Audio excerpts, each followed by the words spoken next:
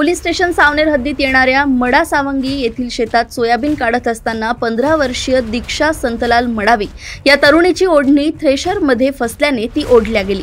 हा अपघात आज दुपारी 12:30 वाजताच्या दरम्यान घडलाय। सामाजिक कार्यकर्ते हितेश बनसोड यांना गावकरी लोकांनी माहिती देताच तत्काळ सावनेर पोलीस डे ऑफिसर राय मेजर यांना माहिती देण्यात आली। तत्काळ घटनास्थळ जाऊन पाहिले असता मुलीला उपचाराकरिता तात्काळ सावनेर सरकारी हॉस्पिटलमध्ये दाखल केले। तेथे डॉक्टरांनी तपासून नागपूर येथे रेफर केल्यामुळे हितज्योती आधार फाउंडेशन टीमने मुलीला ट्रॉमा मेडिकल हॉस्पिटल येथे दाखल केलंय। प्रकृती चिंताजनक असल्याचं डॉक्टर यांनी सांगितलंय। घटनेची माहिती मिळताच सावनेर पोलीस दाखल झाले।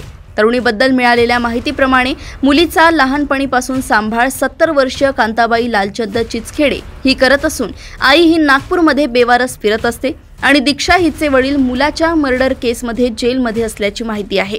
पुढील तपास सावनेर पोलीस करतायत।